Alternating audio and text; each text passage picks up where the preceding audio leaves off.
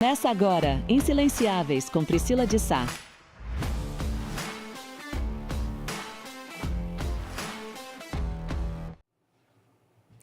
Olá, bem-vinda ao Insilenciáveis, o podcast onde as palestrantes que você admira molham as palavras e revelam tudo sobre seus palcos e principalmente seus bastidores. Eu sou Priscila de Sá, primeira palestrante de liderança feminina do Brasil e mentora de speakers. E a minha convidada de hoje é a musa das palestras impactantes. Isso porque ela consegue combinar em igual medida conteúdo e diversão. Ela vai explicar tudinho pra gente como ela consegue fazer isso. Meire Camia! Yeah! Que Que alegria! aqui! Obrigada, Pri, obrigada. É uma alegria, obrigadíssima. É uma honra estar aqui com você. É uma honra pra mim. Gente, vocês precisavam estar, era na conversa do camarim. A gente falou tanto! Falamos muito. Já fizemos outro podcast lá. É verdade. Mas Mulher fala demais, né? Mas a gente vai falar muito e tenho certeza que a conversa vai ser incrível. Sim. Meire, primeira pergunta que eu quero fazer pra você é: como você consegue conciliar, combinar, mesclar psicologia, administração, teologia e o ilusionismo nas suas Isso. palestras? É verdade. Você sabe que eu sempre falo que a vida ela vai nos levando pelos caminhos dela. Não é nem às vezes o que a gente acha que é. E eu comecei, na verdade, com o ilusionismo. Meus pais já eram ilusionistas, o meu irmão e tal. Então, o sonho do meu pai era ser artista. Então, meu avô tinha lá 7 mercados. Meu pai trabalhava naquilo, mas ele não gostava. O que ele queria mesmo era ser artista. E depois que ele teve um câncer, que ele quase morreu, quando na recuperação ele tomou a decisão de fazer aquilo que ele realmente queria. Então, o primeiro ensinamento que eu tenho do meu pai e da minha mãe é fazer o que você quer fazer, aquilo que a tua alma grita. E a alma dele gritou a vida toda dele para que ele fosse artista. Mas as convenções sociais, elas sempre pedem para você ter um trabalho fixo, você ter aquela carteirinha assinada, aquela coisinha toda, entende? E ele estava fazendo aquele trabalho até que a morte bateu a porta dele. E aí ela fez esse novo convite. Então, ele nos ensinou assim, olha, não importa o que você deseja fazer, mas ouve o teu coração e faça aquilo que você quer fazer, aquilo que tua alma vibra, por mais esquisito que seja, que no caso dele, o sonho dele era ser mágico, olha que loucura, né? E aí ele quebrou todos os padrões e aí a gente começou com isso. Então, desde os 2 anos de idade, eu tô sempre nos palcos. Desde pequenininha, não sabia nem fazer mágica, mas eu tenho fotos, assim, de cada ano, eu crescendo no palco, fazendo show de mágica. Isso foi até a minha vida adulta. Então, eu casei com um mágico e depois eu fui para a área da psicologia. Eu sempre gostei muito de psicologia.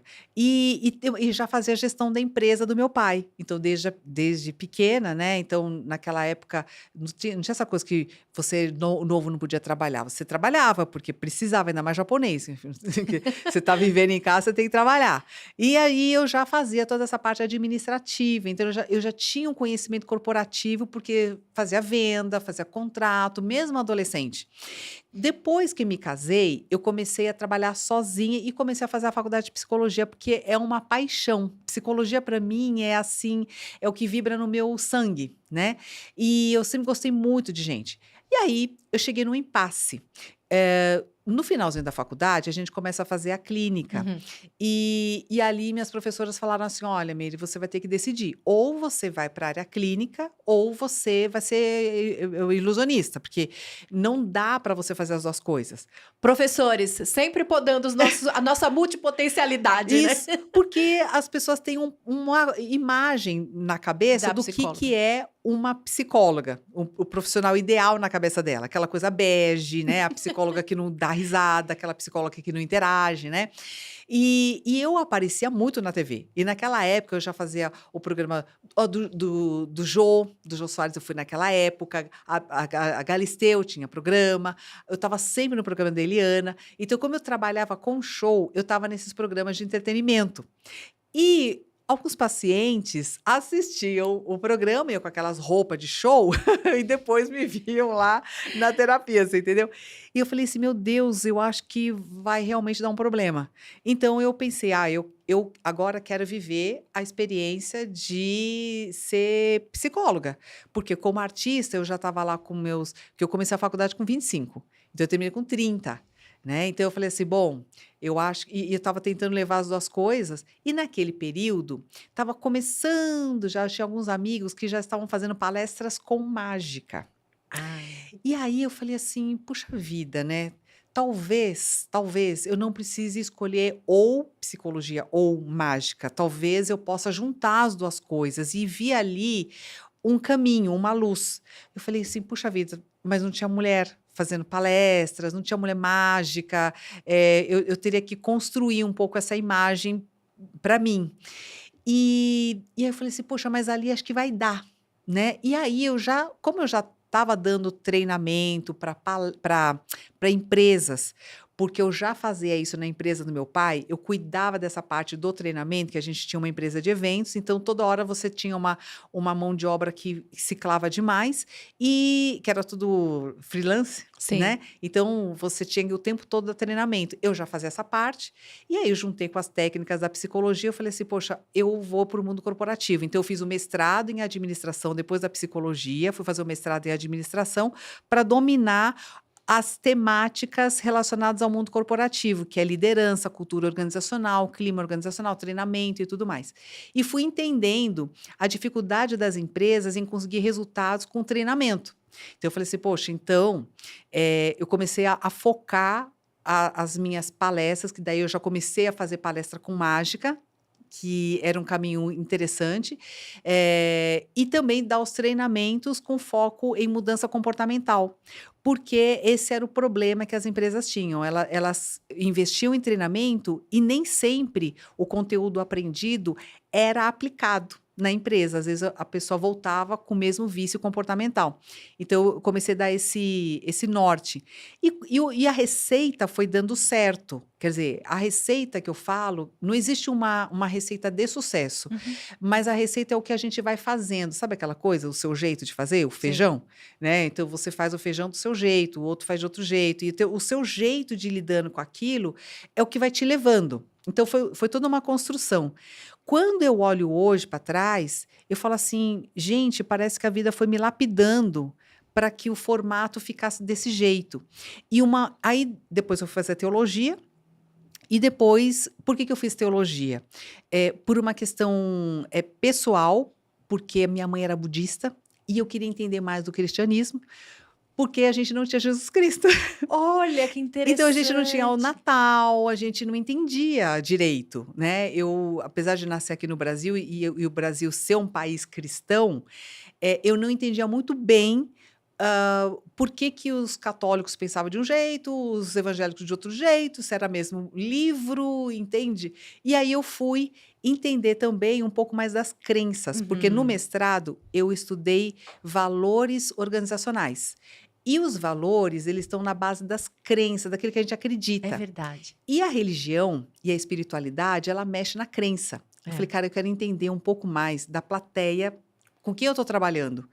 E aí, você entendendo as crenças que estão na base do povo, você consegue se comunicar melhor e tocar melhor o coração das pessoas. Porque aqui no Brasil, acho que só 7% da população não acredita em nenhum Deus. O restante, assim, acredita. Então, assim, eu estou falando de alguma coisa que nos move, né? Então, como eu também trabalho com isso, com essa mudança comportamental, e durante o mestrado eu fui vendo que o que faz realmente uma mudança é mexer nos valores pessoais. Então, quando você desperta aquilo, parece que dá um sentido na vida da pessoa. Então, as mudanças, elas estão num nível muito profundo e eu queria entender mais. Você foi entender a linguagem espiritual para poder ajudar melhor as pessoas. Isso, porque eu já sabia que você só cresce em qualquer área da vida se você tem um crescimento espiritual. Então, você não consegue se tornar um profissional melhor se você também não se tornar uma pessoa mais virtuosa. Você não vai ser um bom líder se você não for admirável. Então, se a pessoa não te admirar de alguma forma, ninguém vai querer te copiar. Então, os líderes, eles são copiáveis.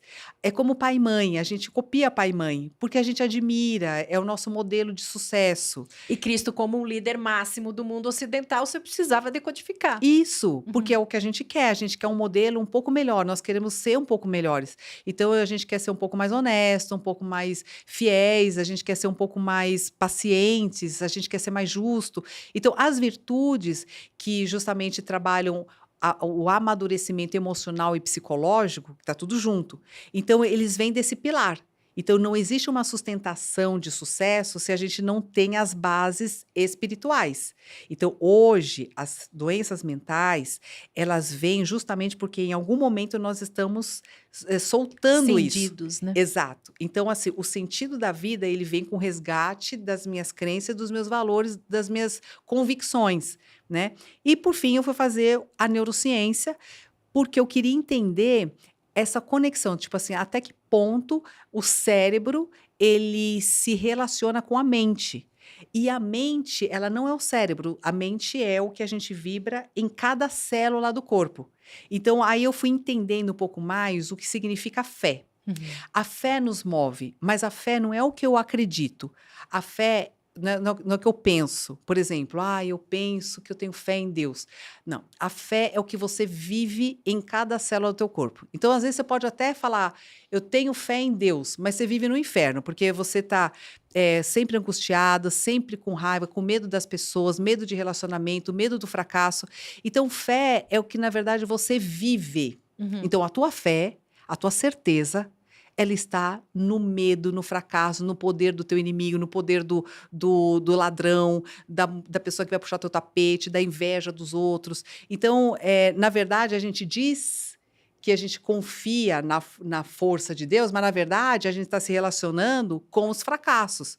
Então, essa dicotomia entre o que eu acredito e o que eu vivo é o desajuste que eu estou falando.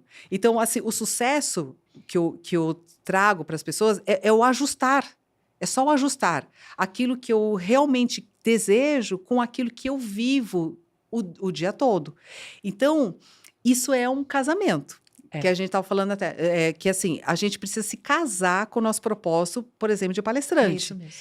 Então, por quê? Porque a gente acha que a vida de palestrante é glamourosa. Ela não é, ela é perrengue.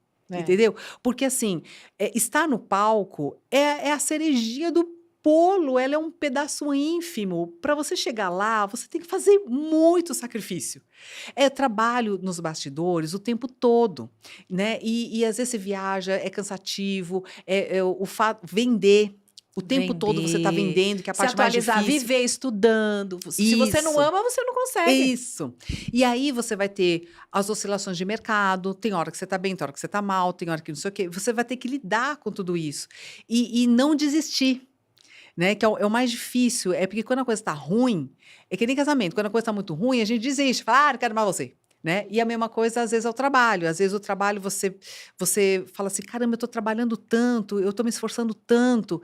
E aquela pessoa está tendo o maior sucesso, ela está fazendo tanto trabalho, e eu, que estou lá perrengando todo dia, para mim não aparece. É nessas horas você não desistir. E parar de olhar para o outro e olhar para si, que é o que a gente tem que fazer, e ver o que de criativo vem de dentro de mim. Exatamente. Sabe? Eu acho que esse é o ponto, não só para os palestrantes, mas para qualquer pessoa que trabalha, parar de olhar para o lado. Que quer uma carreira longeva, né? Que quer um negócio que realmente se mantenha Priscila, eu vivo. atendo muitos empreendedores, empreendedoras e empreendedores, homens e mulheres. Qual que é o maior erro hoje dos empreendedores? Por que não dá certo o trabalho deles? Porque eles vivem olhando para o lado. Eles vivem olhando assim, uma hora, eu vou vender sapato. Daqui a pouco, uma hora eu vou vender doce. Outra hora eu vou vender bolo. Outra hora eu vou vender roupa. Eles mudam porque eles acham que eles estão fazendo alguma coisa errada. E quase sempre a motivação é porque você viu alguém que está vendendo o doce e que tá deu certo. bombando. Aí você fala, tá vendo? É o doce. Isso. Mas não é o doce, é a energia que a pessoa coloca em fazer o doce, em vender o doce, Exato. em comunicar o doce e não desistir nos períodos em que o doce está em baixa. Isso. Você entendeu? E se reinventar quando está em baixa. Porque a baixa na nossa vida, ela é uma oportunidade de renovação. Então, por exemplo, no ideograma chinês, a palavra crise é a mesma ideograma de oportunidade.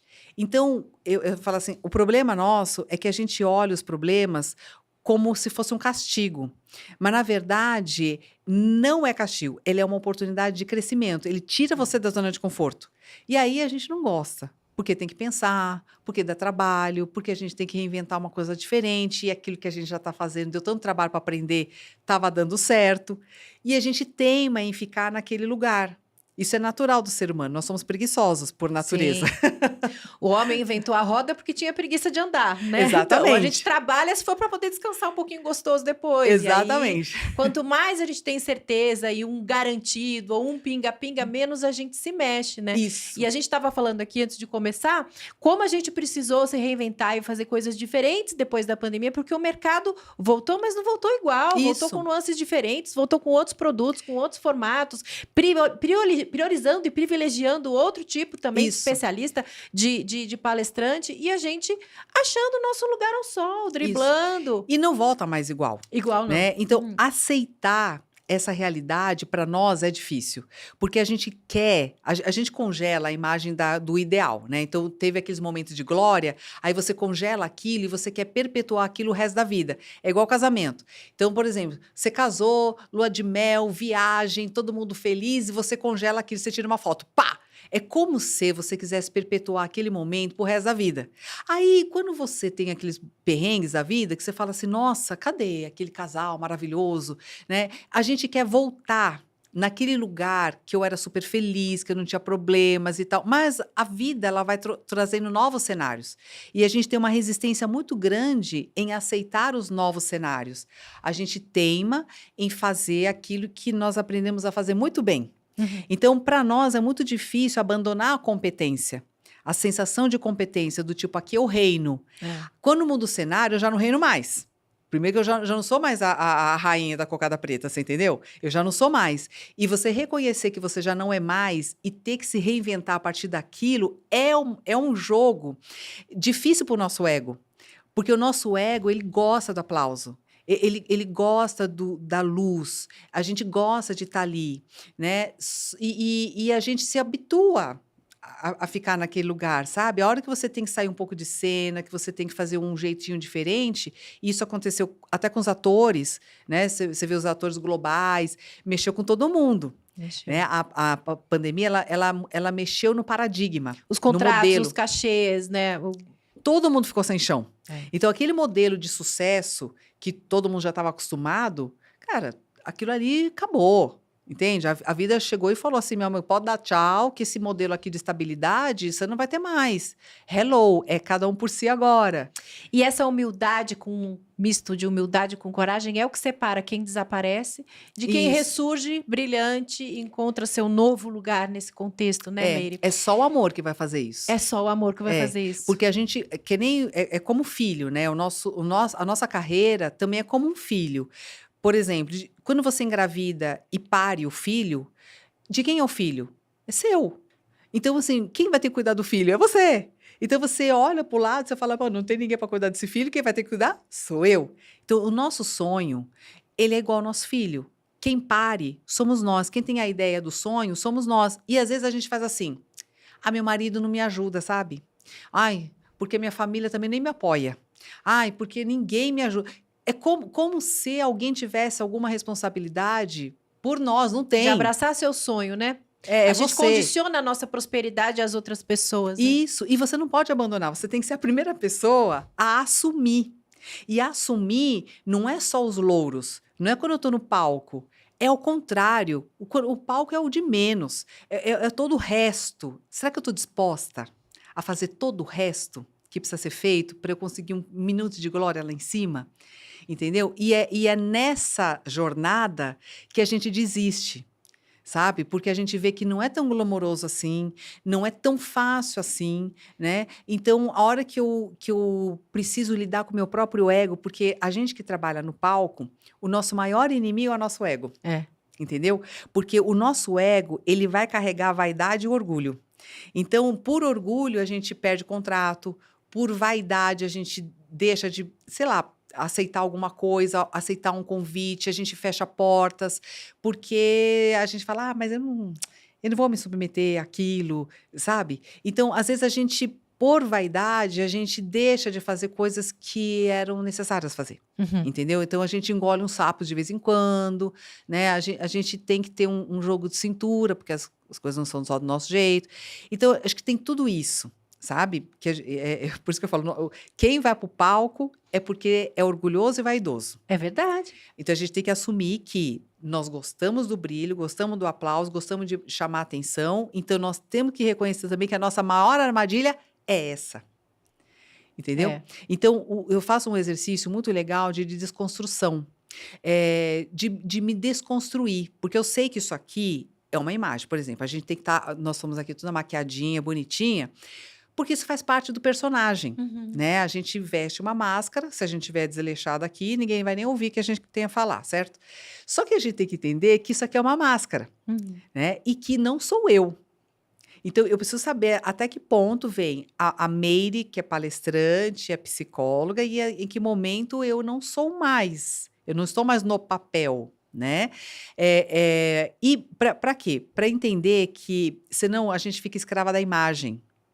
Por exemplo, se eu fiz lá trocentas palestras no ano, eu fico querendo sempre bater a mesma meta, ou sempre a mais. O apego aos troféus, né? Exato. Fica ali contemplando as vitórias, eu já fui isso, eu já fiz aquilo. Exato. E fala, ignora isso, porque o seu próximo movimento tá aqui. Isso. E a velocidade com que a gente vive hoje, ela vai mostrando que o louro que você teve ontem, esquece, porque você não tem mais hoje. Então, ontem você estava estourando, agora você não está mais, entendeu? Esquece aquilo ali. Então, se desapegar dos louros, para nós, é um desafio. Entendeu? Se desapegar, por exemplo, da cara bonita, que nem a gente tá envelhecendo, né? Então, assim, a cara vai caindo, o corpo já não vai ficando a mesma coisa, o pique já não é mais o mesmo e tal. E você tem que se adaptar a novos corpos, né?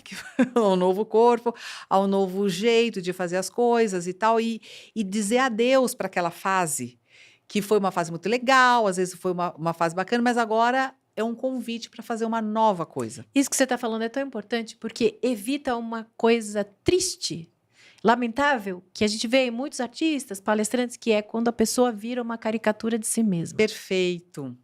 Você entendeu?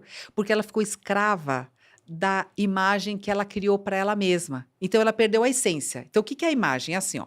Imagina que a imagem seja esse copo e a essência seja a água. Então, nós temos o copo, que é a nossa aparência, e para a gente poder vender o copo, a gente faz né, a gente bota lá umas coisinhas bonitinhas, a gente bota uma embalagem bacaninha, que nem nós, a gente bota um cabelo bacaninha, uma maquiagem legal e tal, só que nós não podemos esquecer da nossa essência, que é ela que nos dá a vida todo dia. Então, eu não posso esquecer do meu propósito. E, às vezes, a gente esquece na vida profissional. Por exemplo, qual que é o nosso propósito? Nosso propósito é transformar a vida das pessoas através da palavra, ok? Isso tem que ser o mais importante. A gente não pode colocar como mais importante se minha cara está mais bonita. Você entendeu? Se meu cabelo está arrumado. Se estiver desarrumado e eu precisar fazer isso agora, eu vou ter que fazer isso agora do jeito que está. Que der. Porque o meu propósito, eu não posso esquecer dele. E, às vezes, a gente esquece. Eu atendo muita gente, muito executivo que estão em altos cargos, que se acostumaram com o que o cargo dá. Então, por exemplo... É uma prisão, hein? Então, a pessoa fala assim, tá com burnout, tá esgotado, tá afastado do trabalho, mas a preocupação é, se eu voltar, vou me mandar embora. Eu vou perder as viagens, eu vou perder aquele carro, eu vou perder aquela vaga, na garagem, né? Porque a diretoria é especial, eu vou perder o status que eu conquistei, né? E se você perguntar para essa pessoa para que você está indo trabalhar, a pessoa não lembra mais. Porque a essência e o propósito já se foi. Então, às vezes, para que eu estou indo? Eu não estou indo mais pelo meu propósito, eu estou indo para alimentar meu ego. Então, eu estou indo pelo copo. Para não largar o osso. Exatamente. Então, por isso que eu falo que o nosso grande inimigo é o nosso ego. Porque ele vai fazer com que a gente fique em lugares que nem a gente nem cabe mais, já acabou aquele ciclo, mas a gente prefere ficar naquilo porque o meu ego precisa daquilo. Ele está viciado naquilo, mas a minha essência está dizendo, hello, vai para a próxima. Aqui você não cabe mais. Ou esse lugar é tóxico demais para você. Vá para um lugar onde você possa fazer o teu propósito. E a gente se perde nisso. Então, você vê que não é só o palestrante, mas eu acho que em qualquer área da vida, se a gente esquecer de qual é a nossa natureza, qual é a árvore, qual é o fruto que nós damos, a gente vai ter problemas.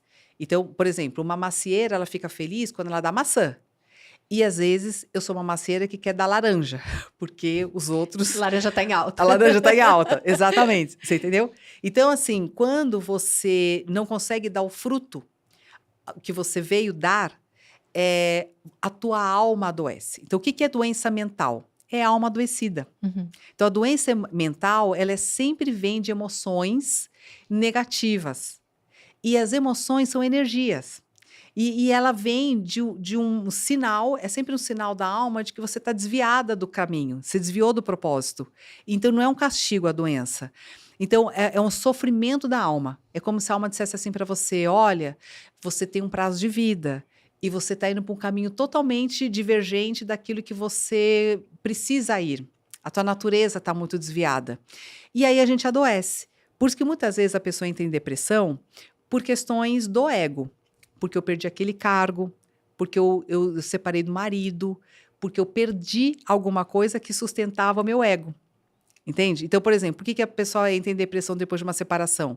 O casamento já estava ruim. Já estava ruim. A pessoa sabe que estava ruim. Só que a imagem de mulher casada, ela vivia o papel da mulher casada. Então, ela tinha uma família... A gente faz uma confusão entre ter e ser.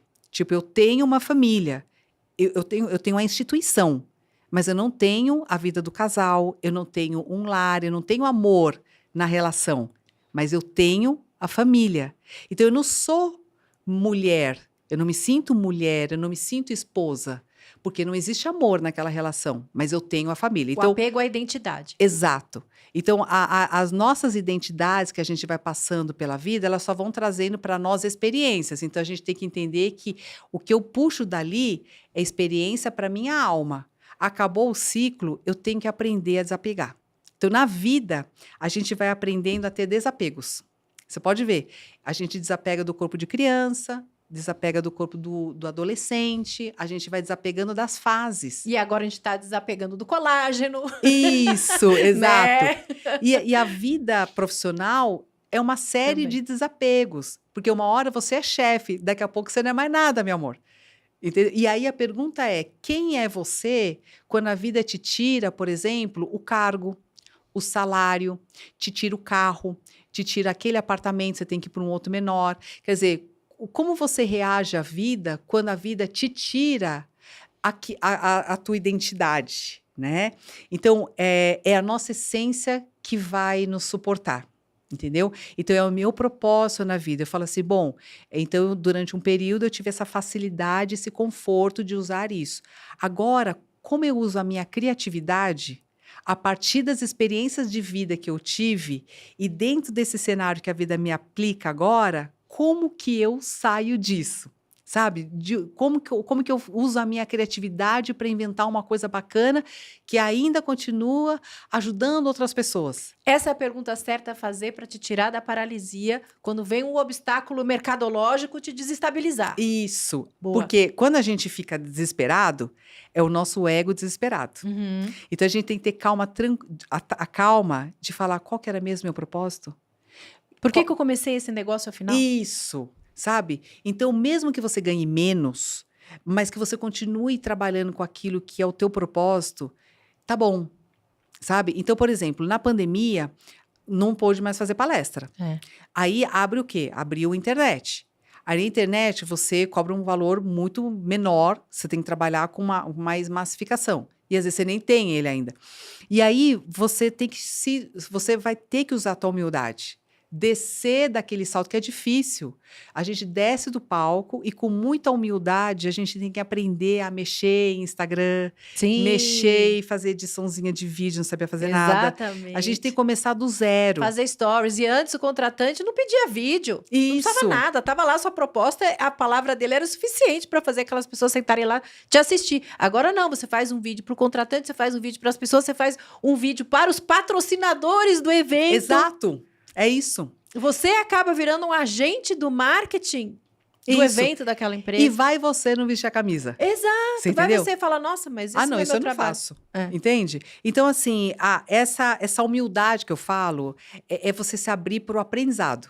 É você sempre entender, eu estou sempre aprendendo, eu não sei tudo, e você topar, descer do palco para você começar a arrumar o chão, limpar o chão, porque é o serviço do estagiário. Então, tipo, mesmo que você tenha uma equipe que te ajude a fazer uma ediçãozinha, você também tem que saber. Vai ter que Porque fazer. você tem que, na hora, rápido, fazer alguma coisa. Então, você vai ter que se submeter à burrice de não saber. Então, eu me sentia burra todo dia. Então, eu falava, meu Deus, como é que eu sou burra? Porque eu não sabia fazer aquilo e eu tinha que aprender todo dia alguma coisa nova. Então, todo dia eu me sentia burra. E o que ajuda a gente nessa hora a suportar a sensação de burrice, lidar com ferramentas que não são amigáveis, é a gente pensar, não, mas a vida daquelas 500 pessoas também depende desse videozinho Isso. idiota que eu tenho que fazer aqui. Exato, isso. E não desistir, porque assim, a gente tem uma tendência de ficar olhando os outros.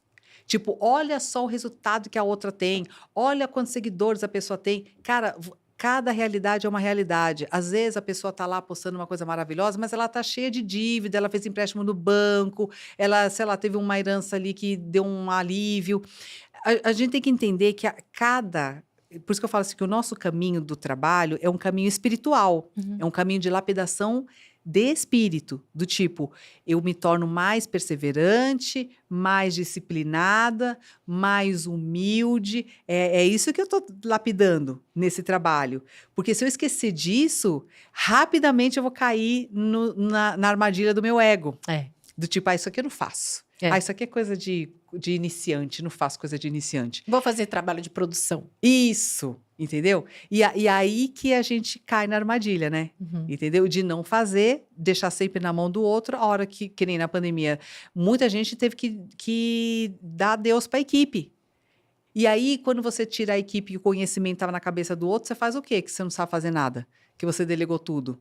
Entendeu? Então, a pandemia ela trouxe muito essa autorresponsabilidade e a velocidade com que as coisas começaram a correr depois da pandemia mostrou pra gente que é todo mundo igual. Você não é melhor que o estagiário, você não é melhor do que qualquer outra pessoa, você é igual, é todo mundo igual. Entendeu? Porque Exato. a coisa gira muito rápido, entendeu? Exato, não tem mais hierarquia mesmo. É.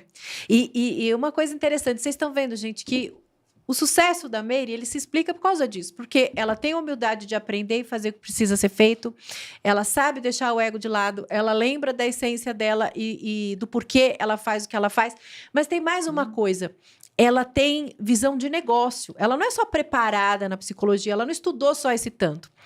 Eu uso... Toda vez com as minhas turmas de mentoradas, eu uso o seu site, o site da Leila como modelo. Ah, legal. Porque o que a gente vê de palestrante que acha, eu tenho uma palestra e um sonho, contratem-me. Não é assim. Não é. Você tem que ter um site, você tem que ter aquele site com um monte de foto, com um monte de vídeo, com um monte de depoimento, com um monte de tema. Isso. Tem que ser cor pra lá e pra cá, tem que ser botão contrate, tem que ter formulário, tem que gritar, me contrate, tem que ser vendedor. Isso. E a pessoa... você trouxe isso da gestão do negócio artístico da sua família? Ou você Sim. sempre teve isso? Como é que você gerencia a sua carreira? Olha, eu acho que os princípios do bom negócio eu aprendi com meus pais. Tá. E olha que não são princípios organizacionais, são princípios espirituais. Ó. Minha mãe ensinava assim, olha... Depois que a gente acabava o show, cada equipe de show fazia cerca de 3, 4 shows no sábado, 2 a 3 shows no domingo. E quando chegava no final do dia, a gente se reunia tudo no quarto da minha mãe, todo mundo na cama do meu pai e contava como é que foi o show. Ah, a gente fez um show assim, aconteceu isso, foi engraçado. E a minha mãe sempre falava assim, olha, o artista, ele é um instrumento de Deus. Naquele momento, nós servimos com a energia de Deus para levar alegria para o coração daquelas pessoas. Essas pessoas estão cheias de problemas. Essas pessoas têm um monte de conta para pagar, elas estão angustiadas, mas naquele momento elas estão rindo. E a gente está levando alegria. E naquele momento ela esqueceu da conta para pagar, esqueceu que brigou com a mulher, esqueceu que brigou com o filho. E naquele momento elas riem. O riso é curador para a alma. Então, o artista, ele precisa entender que ele é um instrumento de Deus. Naquele momento, então, é sagrado. Então, minha mãe ensinou isso. Que o nosso trabalho... E aí eu levo para o palestrante também. Total. Eu sempre faço a oração antes de entrar no palco. Eu fico até emocionada. É bonito isso, essa consciência é tão importante, Meire. Porque eu sei que eu sou o canal. Como que é a sua oração? Eu sempre... É que eu faço mentalização todo dia, eu faço meditação todo dia. Eu acordo às 3h30 da manhã, minha amiga, para poder fazer a minha meditação e depois ir para academia, que eu entro às 5 horas da manhã na academia. E aí, eu faço essa mentalização, essa meditação, que é o meu contato com Deus. Naquele momento, antes da palestra, eu peço para que ele guie as minhas palavras, as minhas ideias, porque você sabe que a hora que você entra no palco, você já não é mais você. É uma canalização. Você se entrega, é uma entrega. Olha, um erro que eu acho que os palestrantes fazem, principalmente os novos, é o medo do julgamento ou medo de falar alguma coisa errada. Porque a hora que você traz para o racional e para o crítico, quando você começa a se criticar, do tipo, ai, será que eu sou boa o suficiente? Ai, nossa, olha quantas pessoas tem aqui. E se eu falar alguma idiotice? Se você entrou nesse lugar, você perdeu a conexão com a tua alma. Porque uma coisa é a fala do coração. E você só toca o coração se você fala de coração. Se você começou a falar aqui, você está falando técnico. Sim. E aí você é o perdeu... ego e você jogou o ouro fora. Você perdeu a conexão, entendeu? Então, a conexão da plateia, ela se dá através desse conjunto, que se encontra aqui e sai. São chakras, né? Então, E é interessante, né, que assim, tipo, você vai trazendo a energia da terra, a energia que vem do céu, né? E você trabalha o coração e ele se manifesta através de verbo, né? E o verbo, ele é muito poderoso. Porque ele faz o universo. Então, Deus faz o universo através do verbo. Então, a palavra, quando ela sai, e sai de um jeito bacana, é porque você tem essa conexão, você está aberta ali para receber e doar. Por isso que a postura humilde é muito importante. Porque se a gente começar a achar que todas as ideias que vêm na nossa cabeça vêm só da gente, o peso da responsabilidade fica muito maior. Porque eu falo, cara, eu não posso errar, porque depende de mim. Mas quando a gente entrega isso para alguém que é maior que nós, então fala assim, cara, é o que Deus quiser. Então você estuda, você faz toda a sua parte, mas na hora da entrega, é uma entrega. É o único jeito de não ficar medíocre, né? Exato. E isso se dá em tudo. Até numa relação sexual, por exemplo. Sim. Se você não consegue fazer essa entrega para a pessoa e você fica assim pensando, mas será que eu tô bonita? Será que minha banha tá aparecendo? Será que eu não tô muito mole? Será que minha celulite tá aparecendo? Se você ficar nisso, numa relação, você não tem relação, porque você não vai ter a entrega. Então, você não vai... Por isso que muitas vezes a pessoa fecha os olhos para ela poder sentir melhor, né? E eu acho que em tudo na vida, a entrega é essa. Você se prepara, mas na hora da entrega, você entrega. Então, uma das coisas que eu aprendi, você estava falando de como eu aprendi. Então, a gente aprendia que nós estamos para servir. Então, esse é o primeiro... Os princípios espirituais. O primeiro princípio, você não está lá para ser aplaudido. Você está lá para servir. Será que o que você está falando, o que você está entregando, está chegando como resultado daquilo que você se propôs a fazer? E tem gente que inverte. Ela quer ir lá para ter louros. Ela quer ir lá para ser fotografada. Ela quer ir lá para ser aplaudida. Ela está indo lá pela carência dela. Ela não está indo a serviço.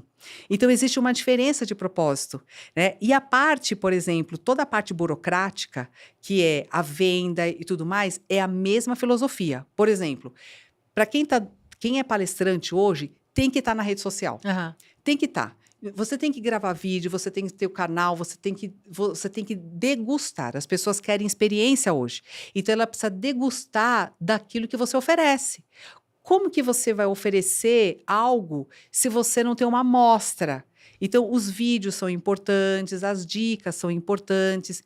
E uma das preocupações que as pessoas têm quando começam a fazer vídeo é assim, acho que vai esgotar assunto. Vai Eu chegar vou uma entregar hora. todo o ouro, não vão querer Esse é o mais me segundo. pagar para ouvir a mesma coisa. Exato, exato.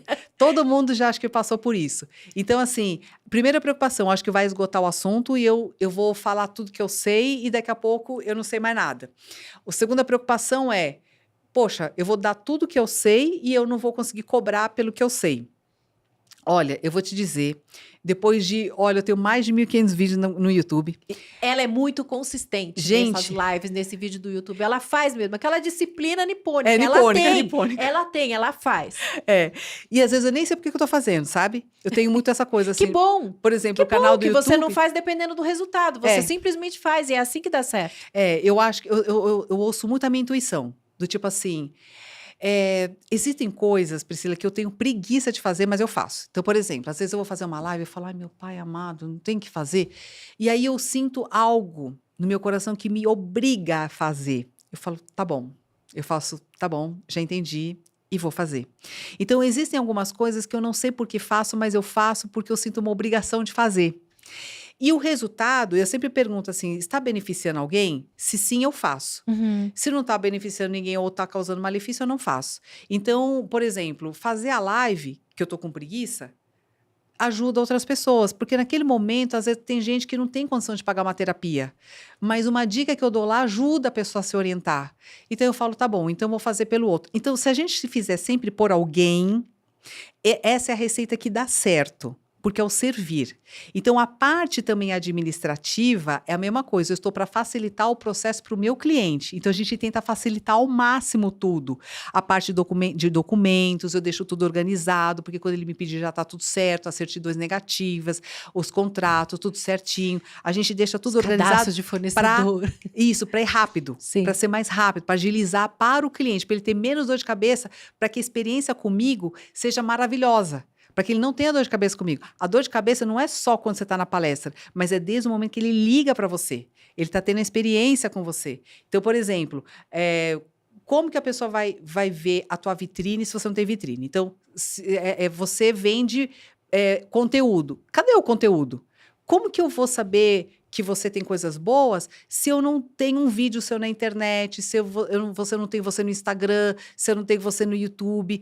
Eu não tenho como degustar da sua experiência.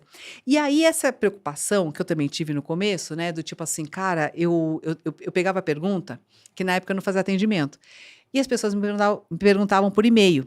Eu falei assim, bom, eu pegava as perguntas, gravava um dia várias respostas e tal, e depois ia postando. Eu nunca tive que inventar uma pergunta, nunca. Olha só. Nunca tive que inventar, porque eu achava assim, que eu ia esgotar a pergunta. E aí eu tinha que inventar a pergunta. Nunca precisei. E sempre tem uma lista a mais. Outra preocupação, falar de graça o que eu estou vendendo. Olha, essa também é um outro paradigma que a gente tem que quebrar, porque ele não é verdadeiro. Você pode falar tudo. Primeiro que o conhecimento não é teu. Você pegou de algum lugar, de algum livro, de alguma coisa, e você só elaborou e tá. Então, ele é infinito. Esse conteúdo é infinito. Quanto mais você oferece, mais cabe no teu copo.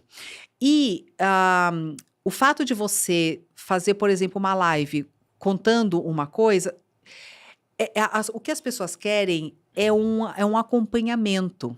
Elas querem algo mais organizado.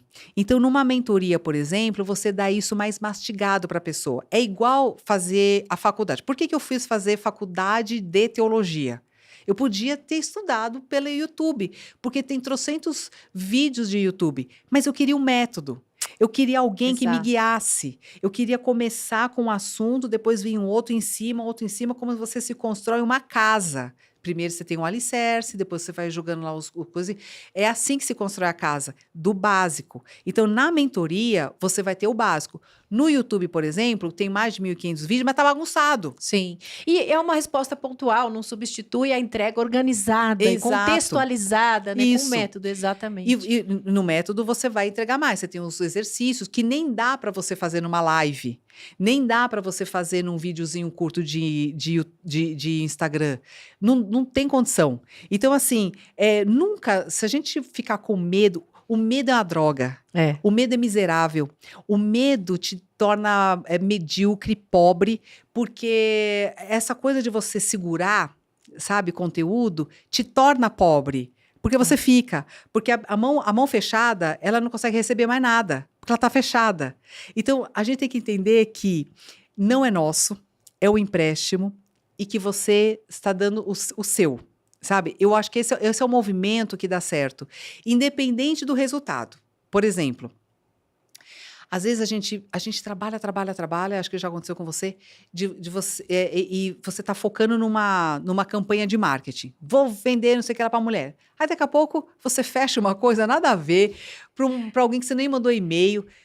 Vem um negócio nada a ver de outro lado, você fala, fechou a palestra daqui. Você fala, engraçado, tá fazendo uma puta campanha aqui. Aí você fala, acho que esse tema vai vender. Aí você começa a focar ali. Aí daqui a pouco o que vende é outra coisa. Você fala, engraçado, parece que eu tinha entendido o mercado, mas na verdade eu não entendi, porque eu tô sempre correndo atrás, né? Porque o mercado ele vai ditando as tendências e a gente parece que está sempre atrasado. Sim. Mas uma coisa que eu entendi é que não importa o que você faça, o importante é que você faça movimentos. Exato. Você entra em ação, de algum lugar vai vir De algum lugar. esse retorno. Isso. Às vezes não é de onde você está esperando, porque na verdade você está aqui, você parte de uma premissa para você lançar um produto, para você fazer uma campanha. Mas você não está gerenciando a percepção que pessoas fora daquela bolha têm de você. Isso. E é por isso que às vezes você atira numa coisa, mas recebe de outro lugar. Isso acontece muito comigo também. Por isso que o importante é você estar em movimento e sempre fazendo. Então, não importa se você está fazendo um vídeo de story, ou se você está dando uma entrevista, ou se você está gravando para o teu conteúdo da internet, para a sua mentoria. O importante é que você esteja fazendo alguma coisa, algum movimento tem que fazer. Sim. Porque se você ficar parado, aí não vai vingar. É como isso aqui é trabalho de agricultor. É mesmo. Você planta semente, rega lá todo dia aquela birosca não nasce nada. Aí, de repente, você vê uma coisinha, uma plantinha, um brotinho, que nem dá fruto. E você tem que continuar cuidando daquilo, rezando para que as outras sementes vinguem. Então, é um trabalho de agricultura, sabe? Por isso tem que ter muita paciência e muito amor, e muita fé, e muita esperança. Porque a maioria das coisas a gente não controla. A gente não controla. Então, assim, por maior que seja a nossa expectativa e a nossa pressa, as coisas têm um tempo. Então, o tempo de Deus não é o nosso tempo. Então, cara, o que sobra para nós? Trabalhar. Então, não importa. Só. É isso aí. Então, uma coisa assim que eu via que me tocou bastante foi o trabalho do Flávio Gicovati, que era um psicanalista e tal. Ele gravava muito vídeo. E eu ficava ouvindo ele, que eu gostava muito dele. E ele morreu. Sim. Quando ele morreu, eu continuei assistindo os vídeos dele. E eu falei assim, mano, olha só. O cara deixou um legado. Ele continua ajudando as pessoas, mesmo depois de morto. Então, a obra dele fica. Então, aquilo me motivou também a ficar com a internet. Que eu falei assim, cara, ainda podemos ajudar outras pessoas, mesmo não estando aqui. Então, assim, quando você consegue enxergar que beneficie uma pessoa, valeu. É motivo para continuar. Valeu. Entendeu? Então, assim, eu acho que esse propósito, quando a gente está vinculado a ele e não às questões materiais, porque hoje a gente tem um problema seríssimo de confusão, de ter e ser. Sim. Então, a gente acha que tendo, a gente vai ser feliz. Então, a gente, como eu falei, às vezes a pessoa cria na cabecinha dela, eu quero ter isso, ter aquilo, ter o carro, ter, mas eu não consigo ser. E existe uma grande distância entre o ter coisas, porque eu posso me travestir de palestrante, eu posso me travestir tendo um site, eu posso ter canal no YouTube, eu posso ter a maquiagem e a roupa de palestrante, mas eu posso não me sentir palestrante. Pago para encher uma sala, Isso. faço um vídeo teaser incrível, Exato. mando uma super produtora editar com efeitos especiais. Mas não é o ser. E o ser é uma construção. O ser é você experimentar a jornada mesmo, sabe assim? Do tipo, o que é ser isto? E topar o ruim, porque não é só bom. Então, é que nem assim, tipo, eu quero viver sua vida, mas eu só quero você no glamour. Aí você fala, minha amiga, pra você viver minha vida, você tem que assumir os perrengues tudo junto. né? Então, que nem as pessoas acham, Priscila, que eu tenho empregada, que faz as coisas pra mim, que não sei o que eu tenho maquiador. Não, minha amiga, é eu mesma. Eu que às vezes faço a unha eu mesma, Sim. o cabelo, lavo roupa, passo roupa, cozinho, deixo tudo organizado lá pro meu filho. Eu sou uma mulher como qualquer outra. A única diferença foi que eu escolhi um trabalho que fica nas câmeras lá, só. Que expõe mais. Mas Só. é a mesma mulher. O resto é tudo igual. É perrengue igual, briga com filho, é tudo igual, você entendeu? Mas é uma experiência. Então não dá pra gente querer viver uma experiência só vivendo o lado bom. Não, vai vir com o resto. E o que a gente não quer hoje é justamente o resto. Então eu quero ter o lado bom da empresária quando ela ganha o dinheiro e ela vai gastar e ela vai fazer as viagens. É isso que as pessoas querem.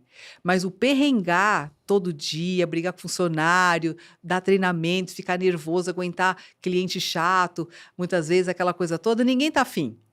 E quando a vida traz o lado chato, que a gente acha que é chato, que é desafiador, na verdade, a gente desiste daquilo. Fala, não nasci para isso. Entendeu? É verdade. E abandona. Como nos relacionamentos hoje. Os relacionamentos amorosos, a gente abandona. No primeiro mal-estar, a gente fala, não é pra mim não, já acabo com tudo isso, porque eu não tenho mais paciência pra homem assim, sabe? Então, a gente só vai ficar nos começos. Eu começo, só começo, mas eu não consigo aprofundar em nada. Porque eu não me disponho a aprender a lidar com aquela pessoa. Porque eu não tenho humildade suficiente. Você vê que é um problema de falta de humildade que nós temos. Né? A gente tem uma vaidade, um ego muito grande, e a gente quer que o mundo nos sirva, a gente quer que os outros se submetam às nossas vontades, então o cara tem que adivinhar as minhas necessidades. O cara, a hora que ele liga, se ligar demais, enche o saco, e se não ligar também eu não gosto. Aí o cara não pode ser muito peguento, ele também não pode ser muito dominador, ele não pode sabe? Nem a gente sabe direito o que a gente quer, e quer que o outro se encaixe nas necessidades. E a gente não quer fazer um esforço para a gente sair do nosso altar e falar, tá bom, meu amor, qual é a sua necessidade? E olhar para a necessidade do outro, a gente não quer. E esse é um problema do trabalho como empreendedor. Porque quando a gente vai vender não na necessidade do cliente.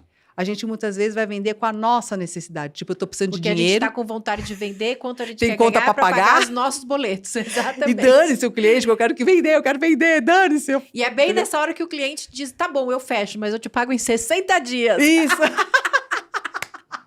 Quem nunca? É isso, quem nunca? Tá bom. É isso. Você entendeu? Então, é essa coisa, tipo, essa filosofia do ganha-ganha, né, do tipo assim, eu abro mão aqui, você abre ali e juntos, né, eu deixo sempre muito claro para os clientes. Então, assim, mesmo quando a gente vai fazer parceria ou coisa assim, eu deixo claro o que é que você está entrando, como que eu também estou entrando e quem está se beneficiando no final. Esse triângulo, ele tem que estar muito claro, porque quando não está, alguém tá saindo em desvantagem. E aí não é uma boa parceria. Não, a energia descompensa e a conta não fecha para ninguém, energeticamente, né? Não fecha. Porque, em primeiro lugar, quem está sendo lesado, que ninguém é retardado, né? Então, assim, quem está sendo lesado, ele sabe que está sendo lesado. E aquilo fica um ranço. Então, ele contamina a nossa energia com uma coisa que não foi justa. A injustiça fica comprometida. E quem está cometendo a injustiça, ele também, de alguma forma, sabe disso, que ele está sendo abusivo. E quando a gente não diz não para aquele abuso, é como se a gente investisse no mau comportamento do outro, do abusador, porque eu não corto aquilo e eu não educo ele.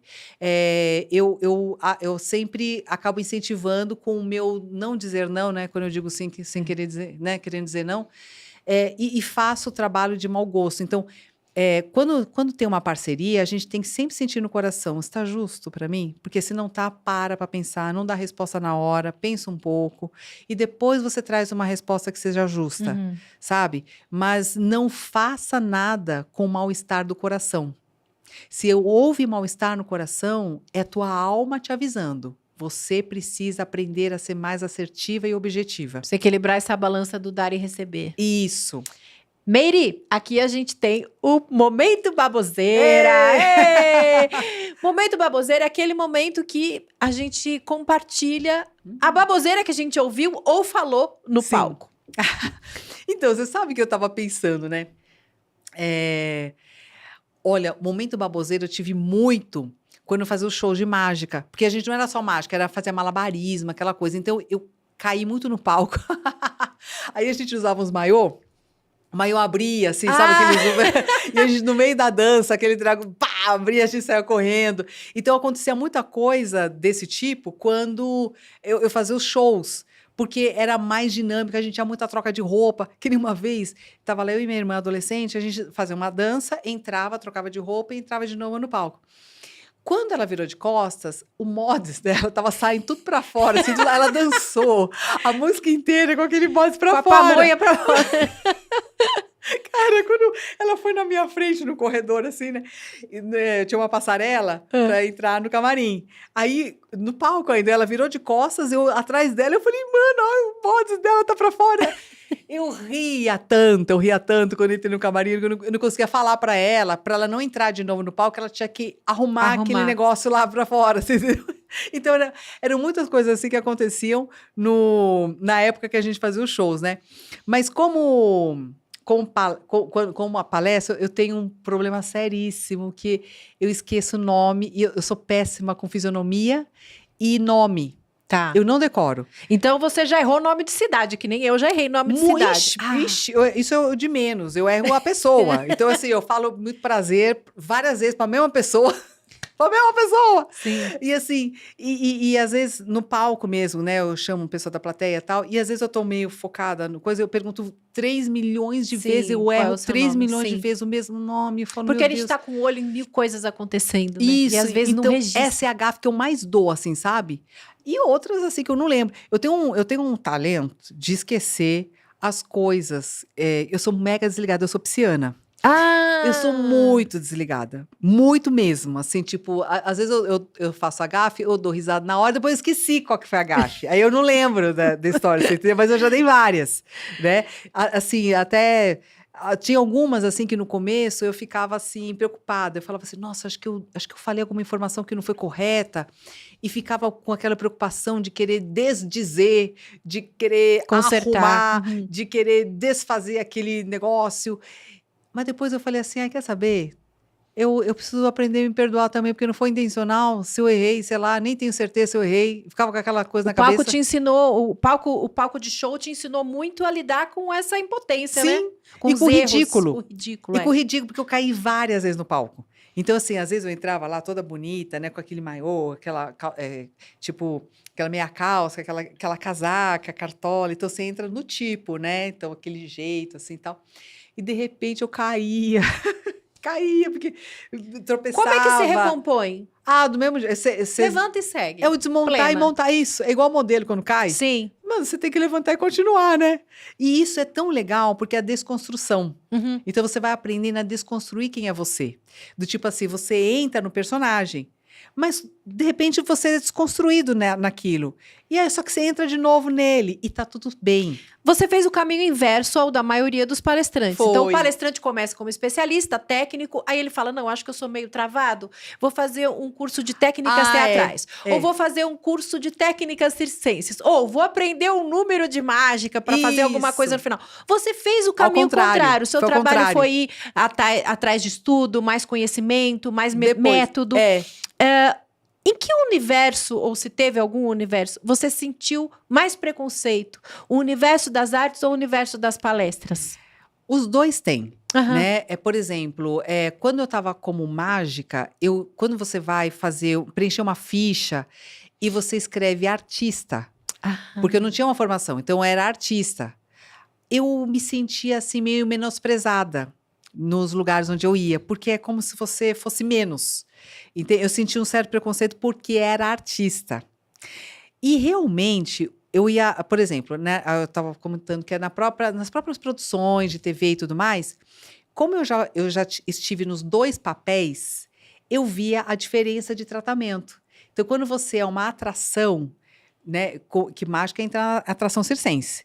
E o circo aqui, ele é muito mal visto. Ele não é Uhum. uma coisa Não tipo tem Circo de Solé, status. entendeu? Não tem. É coisa de bairro, aquelas coisas mambembe, entendeu? Então já vem no inconsciente coletivo aquele nível de coisa, sabe assim? Então é um preconceito, né? Do tipo, como meu avô tinha um preconceito pro meu pai, que ele falava assim: Sim. ah, isso é coisa de vagabundo, é coisa de gente que não quer trabalhar. Então era um super preconceito, né? As coisas foram mudando com a modernidade. Né? Então eu peguei essa época ainda do preconceito, né? Então eu via que a gente era visto como um olhar mais assim, sabe?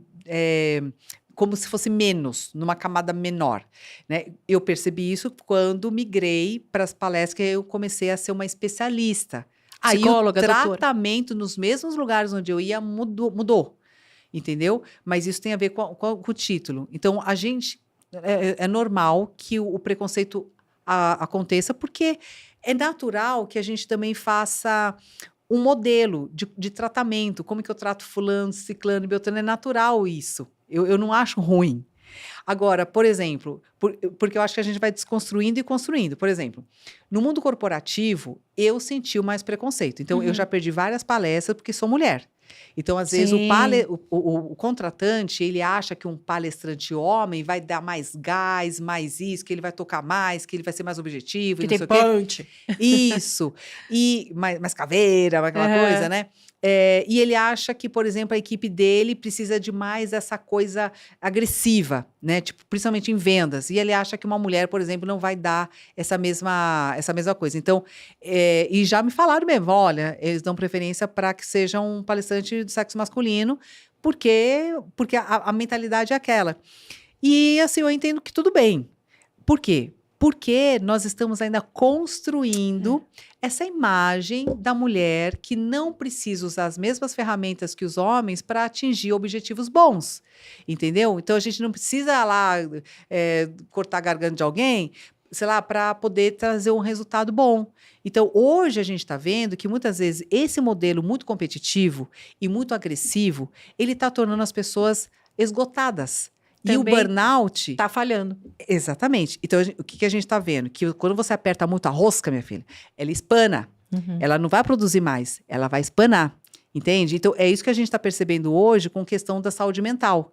Então, você vai apertando o funcionário, vai sobrecarregando, vai na faca na caveira, vai não sei o quê, mas, mano, chega uma hora que a pessoa não aguenta. Então, a gente tá desconstruindo ainda um modelo, né? A gente vai testando, né? Testamos esse modelo, estamos vendo que não funcionou e a gente está vindo com outras possibilidades. E aí, nessa hora, a empresa fala, tá, vamos trazer uma palestrante mulher, psicóloga. Isso, Né? Pra dar essa amaciada. Né? Porque a gente está percebendo que o alicerce emocional e psicológico, que não é a faca na caveira, é ele que está faltando. Então, não adianta você ter, por exemplo, um samurai que tem a espada, se ele não tem um alicerce interno, não adianta ele ter a penca da espada. Tanto que o samurai, na bainha da espada dele, ele tem a sakura, que é aquela flor Cerejeira, típica né? do Japão. Por que é a cerejeira na bainha da espada? Porque os japoneses, eles entendem que a sakura, ela é uma flor muito, muito delicada. A floração dela dá 1, 2 dias, passa um vento, ela desmonta. Então, assim, aquela beleza, aquela sutileza, aquela coisa, ela vem e passa. E assim é a vida. Não adianta só você ter a espada e matar e arrancar a cabeça de todo mundo, se você também não tem essa sutileza da vida e da alma, que na verdade te sustenta na hora que tudo desmorona. Então, quando a vida tira de você, que é aquilo que eu estava falando, tudo aquilo que você se alicerçou, né? Por isso que a gente tem um número de suicídio de homens também muito alto, porque quando o cara perde o emprego, quando ele perde o carro, quando ele perde a mulher, quando perde as coisas que ele, tipo, comprou para ter, pagou para ter, sabe assim? Né? Tipo, consegui juntar a peça do meu tabuleiro, montei as peças, agora eu tenho uma mulher, agora eu tenho família, eu tenho isso, tenho aquilo. Dei check. Isso, deu check. E depois a vida vai tirando aqueles checks dele, ele se perde naquilo. porque não tem alicerce interno. Então, hoje, graças a Deus, a gente está começando a dar mais valor para aquilo que é invisível. Então, aquilo que eu não consigo tangibilizar, que são as minhas emoções, lidar com as emoções, que isso vai me trazer a saúde mental e a produtividade, a motivação, que vai fazer com que eu faça muito mais do que qualquer outra pessoa, porque eu estou motivada. Então, e a gente está vendo que não é salário que dá isso, não é o cargo que dá isso, é algo de dentro da pessoa. Então, hoje, graças a Deus, a gente está conseguindo enxergar que esse caminho muito agressivo não está funcionando. Então, tudo que é demais não é bom. Agressivo demais não é bom, passivo demais não é bom. O mimimi, a gente também está vendo que não está bom, porque a gente está construindo pessoas muito fracas. Então, o meio do caminho, que é entre o racional, a parte técnica e a parte emocional, é esse ajuste que a gente precisa chegar.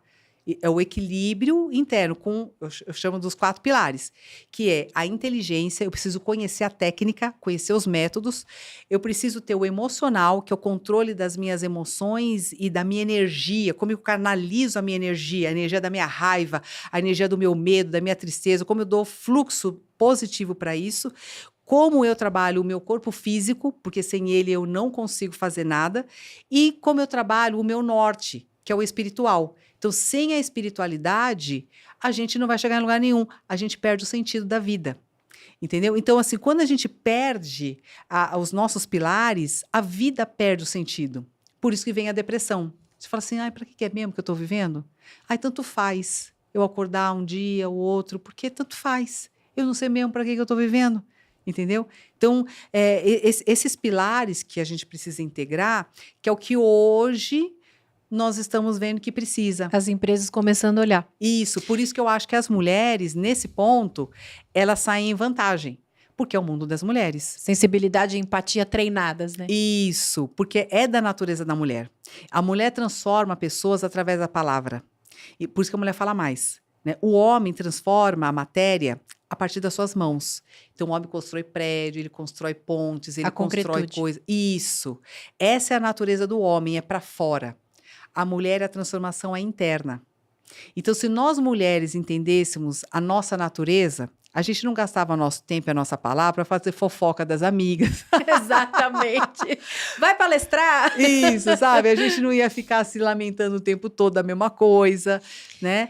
Reclamando de filho. E essa profundidade, essa sensibilidade eu conheci no programa do Rony Vô, na Gazeta. Vamos fazer um brinde em homenagem ao Rony? Rony, olha só as meninas, estamos com saudade do Conselheiro Sentimental. Olha só o que você uniu. Aqui, ó, vinhozinho para você. O que o vinho uniu, jamais separaremos.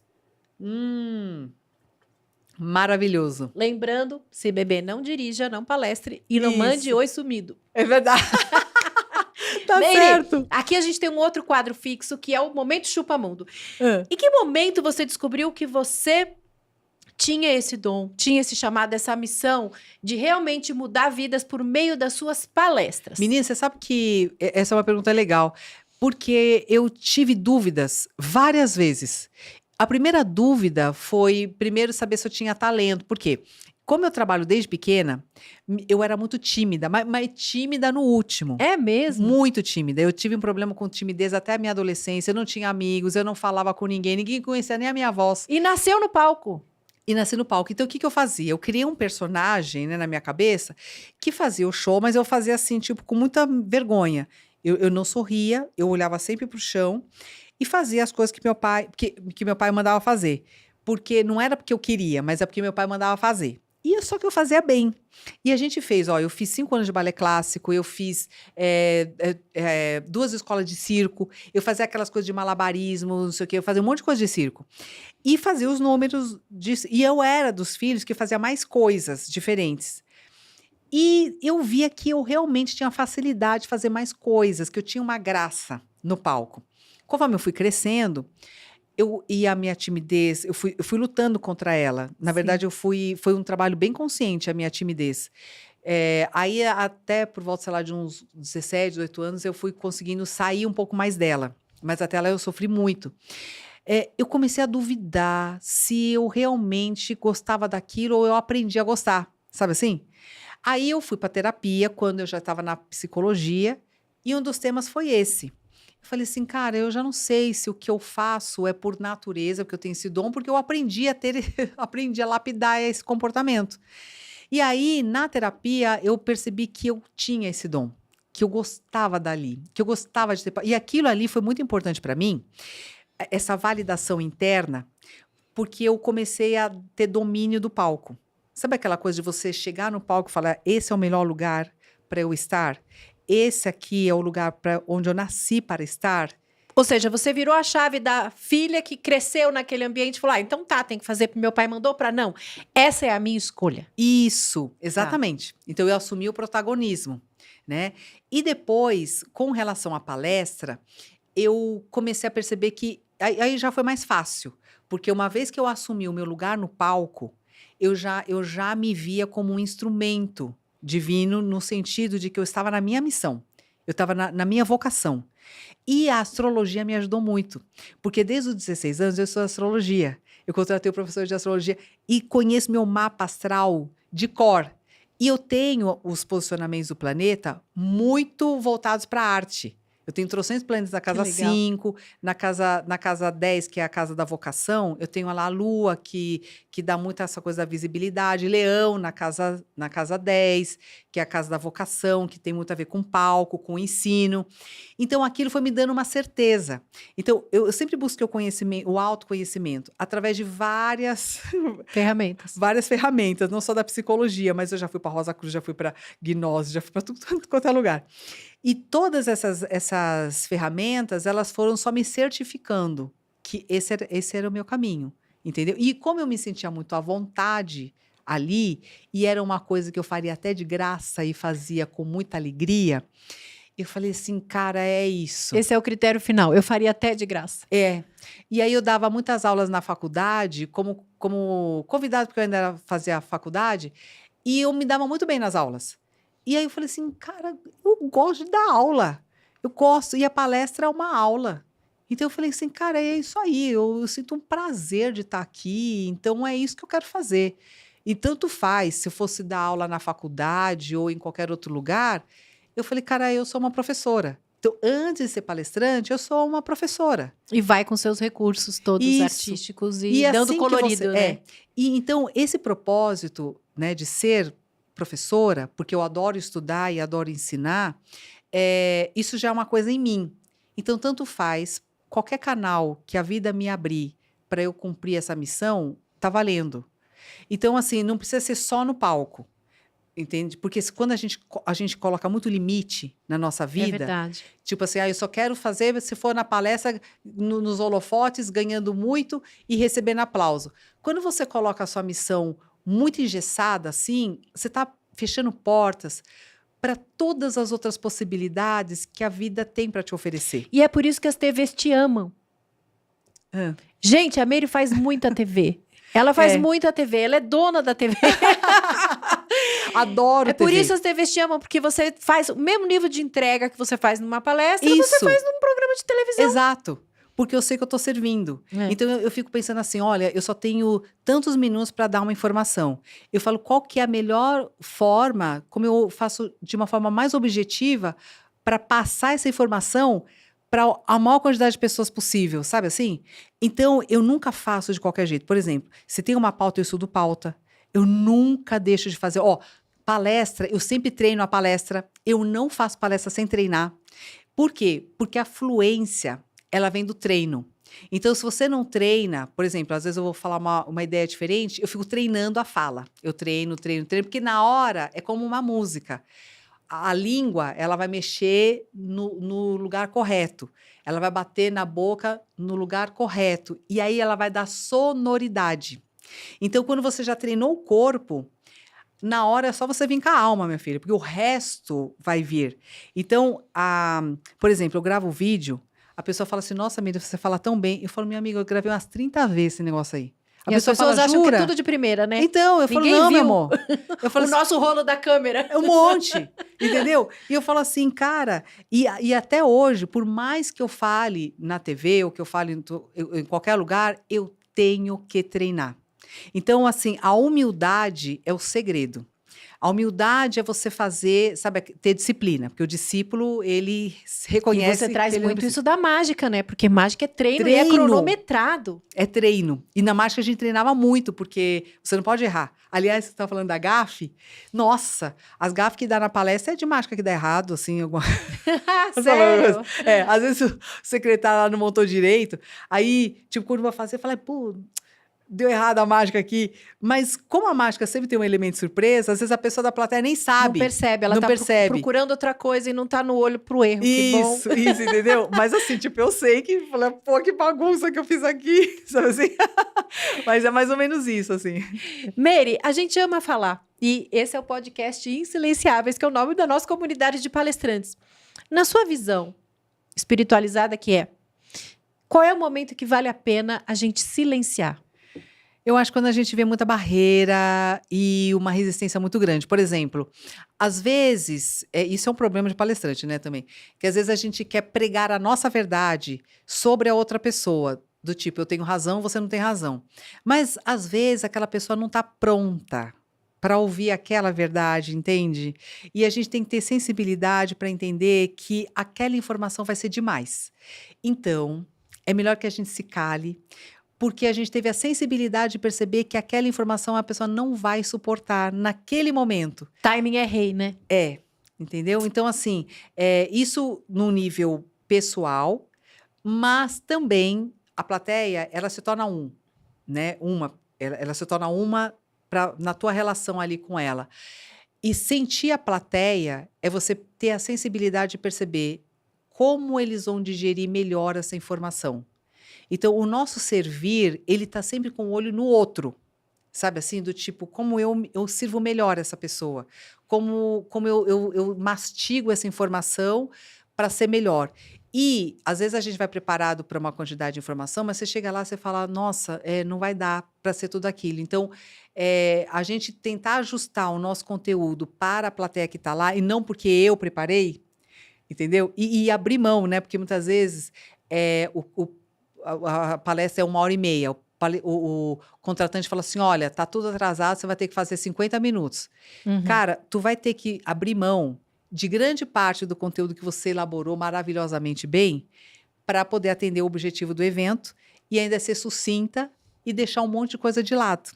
Entendeu? Então, a gente fica um pouco frustrado. Você fala assim, nossa, eu me preparei para tantas coisas, ia ser mó legal. Mas, em prol do todo, a gente tira algumas partes porque precisa. É isso Então, da mesmo. mesma forma que a gente faz isso para poder se ajustar ao evento, eu tenho que fazer isso também com relação ao conteúdo e o que eu posso falar ou não posso falar. Entendeu? Tem coisa que não vai caber ali, né? Então, acho que esse bom senso, né, que só vem com a empatia, é o que a gente tem que ter, eu acho. Exato. Mary, esse ano, o que as empresas estão mais pedindo para você falar, em termos de temas de palestra? Eu acho que saúde mental, o equilíbrio entre trabalho e vida pessoal, que esse é o grande dilema hoje, a gente está se perdendo um pouco nisso. E eu acho que, e eu sempre trago essa questão dos nossos alicerces, trabalhar um pouco mais a nossa imunidade emocional, porque a gente está se adoecendo muito rápido. Então, a nossa resiliência, a nossa fortaleza e o nosso contato espiritual, que não tem nada a ver com religião. Sabe, o contato espiritual é você com você. A transcendência. Isso, sabe? E dá sentido para as partes difíceis da vida. Eu acho que a gente está um pouco falhando nisso como humanidade mesmo, né? Porque nós estamos muito voltados para fora, numa cultura muito consumista, e a gente acha que paz de espírito se compra, ou se conquista com algum curso, ou com algum método, e isso não acontece assim. É um trabalho interno. E é isso que a gente não está entendendo. A gente quer consumir, a gente não quer produzir. Então, assim, eu acho que esse é o ponto que eu trabalho muito também, né, com as pessoas, mostrando para elas, você não precisa consumir nada, tu tem ele dentro de você. O que você só precisa é entrar em contato com isso. Então, para de olhar para fora e começa a reconhecer o que você tem dentro. Eu tenho vários exercícios durante a palestra, que são vivenciais, que eu vou mostrando para a pessoa, que ela vai experimentando e encontrando nela. Ali, então é uma palestra vivencial, porque eu trago vários exercícios, né, para não ser uma palestra onde as pessoas só escutam e não vivem, porque eu quero que elas experimentem quem são elas? Então, um pouco daquela centelha que vibra dentro dela, ela precisa ser despertada naquele momento para a pessoa lembrar. Falar, cara, eu tenho isso, sabe? Nossa, eu não estava percebendo. E uma chave se muda naquela hora. Aquele despertar, para mim, naquele momento, é o meu objetivo. Porque a pessoa despertando para isso, ela fala, poxa, eu tenho uma coisa legal. Ali ela começa o caminho dela, ela retoma. É como se ela acordasse de um sono, sabe assim? Da Zumbilândia, entendeu?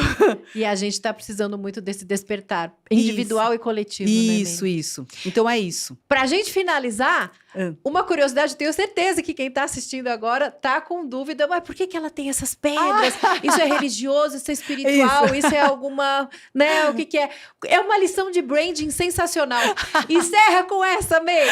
Olha só, todo mundo me pergunta, Meire, por que você tem essa coisa na cabeça? Esse é uma da testa, é alguma coisa espiritual, é alguma coisa indiana? Eu falo assim, gente, na verdade é o seguinte, essa história começou porque as pessoas me confundiam muito com outras japonesas que estão aí na rede social. Com jornalista, com médico, com isso, com aquilo. Eu falei assim, meu, não é possível, cara, não é possível que me confundem tanto. Eu falei, eu preciso colocar um bagulho, um negócio na minha cara, alguma coisa que ninguém use, para não me confundir mais. Entendeu? Perfeito, sensacional. E aí, assim, virou sua assinatura de estilo. Mudei também algumas roupas, que eu não vim com a roupa mais típica, mas eu comecei a falar assim, cara, eu vou usar o meu estereótipo ao meu favor. Então eu fui trazendo um pouco disso e também foi um exercício pessoal de quebra de máscaras. Então, por exemplo, a gente se engessa muito na figura de palestrante, sendo o terninho, aquela coisa muito social e tal. Eu falei, mano, eu vou quebrar esse negócio aqui para eu quebrar dentro de mim. Então, para eu poder me desfigurar um pouco, experimentar e quebrar padrões, né? Então, eu falei assim, cara, vou pegar uma roupa bem esquisita e vou botar um negócio na cara e tal, para eu me experimentar diferente, sabe? E às vezes eu saio nos lugares, a pessoa fica olhando para mim. E o olhar do outro é incômodo, né? Ele pesa em nós. Mas eu gosto de experimentar isso. Da mesma forma que eu gosto de experimentar quando alguém critica. Quando alguém vai num post e me critica ou faz algum comentário desagradável. Eu acho legal, porque isso faz parte do sucesso. Tudo é laboratório, Você né? não pode querer fazer sucesso e só querer os aplausos. Você também tem que aceitar as críticas, porque elas fazem parte do seu trabalho. Então, ter a crítica e o elogio como coisas neutras é o nosso objetivo. Por quê? O meu objetivo não está em receber elogio e nem crítica. O meu objetivo está em servir. Então, enquanto a crítica ou o aplauso mexerem comigo, eu ainda não estou no meu propósito. Entendeu? Ainda está mexendo comigo. Então, eu gosto de me lançar para experiências para me testar. Do tipo assim, será que quem tá trabalhando aqui? Sabe assim? Né? Então, é uma forma também de eu me medir nesse sentido, sabe? Calibrar seu ego. Bacana. Isso. Que legal, gente. Quanta lição de mercado, de vida, de posicionamento, de autenticidade. Deixa aqui nos comentários qual foi o maior insight que você teve dessa conversa com a super Meire Camilla. Meire, muito obrigada. Ai, linda, brigadíssima. Ó, pessoal, contrata a Meire Camilla, é super fácil de achar ela, viu? Tem site. Mentorias, terapias e palestras e treinamentos. Vai lá no meu site, tem tudo. Para pessoa bombando. Física e jurídica. Tá bombando. Muito obrigada. Obrigada. Muito obrigada. Eu que agradeço. Amei. Beijo.